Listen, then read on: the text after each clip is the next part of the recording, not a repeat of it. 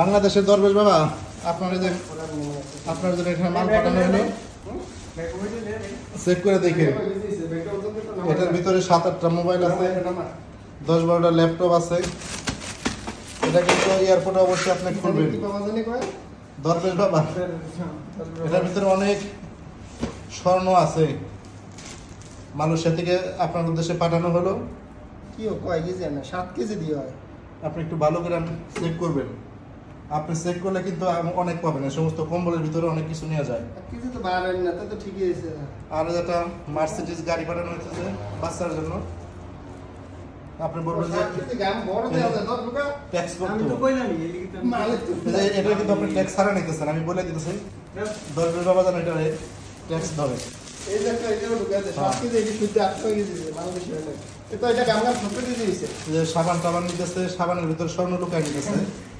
আপনাকে আমি সাহায্য করতেছি।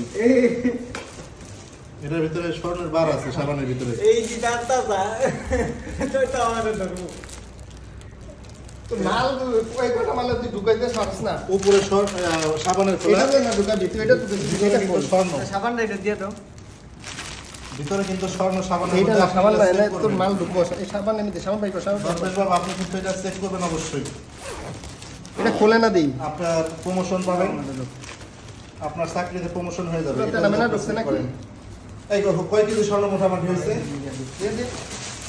অনেক স্বর্ণ চালান হয়েছে। ওইটা সাবান দে, সাবান দিলে দরবেশ বাবা আপনি যদি এটা ধরেন, আপনি প্রমোশন পাই, আপনি দেখা গেছে ডক্টরে নিয়েছেন, ওটা হয় কাছাকাছি যাইতে পারেন।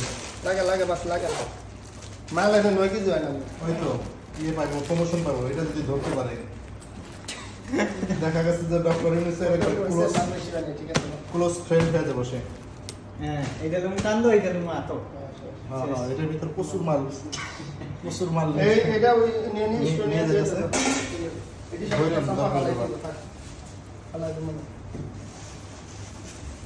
দরবেশ বাবা বর্তমান প্রবাসীদের যেভাবে হ্যারাসমেন্ট শুরু করছে, প্রত্যেকটা জিনিস দেখলাম যে সে ই করতেছে। প্রবাসীদের আড়ালে দু একটা লাগেজ পার্টি নাই, এটা ঠিক আছে, কিন্তু সাধারণ প্রবাসী যারা 5-6 বছর পর পর দেশে যায়, এদের মালরা যদি এরকম হ্যারাসমেন্ট করে, এটা খুবই দুঃখজনক বিষয়। লাগেজ পার্টির পাসপোর্ট দেখলেই তো বোঝা যায়। যারা জেনুইন লাগেজ পার্টি তারা দেখা গেছে সপ্তাহে 1 দিন, মাসে 2 দিন এরকম ঢুকে। আর যারা অরিজিনাল প্রবাসী তারা 2-3 বছর পর পর একবার করে যায়। আপনাদেরকে বলবো যে যারা এরকম 2-4 বছর পর পর যায়, এদেরকে হ্যারাসমেন্ট করেন না দয়া করে। তাদের মতো যদি সেরকম কাজ করতেন কনস্ট্রাকশনে, ক্লিনারে, গার্ডেনে, পাম বাগানে, তাহলে বুঝতেন যে তারা কত কষ্ট করে টাকা পয়সা কামাই করে নেয়।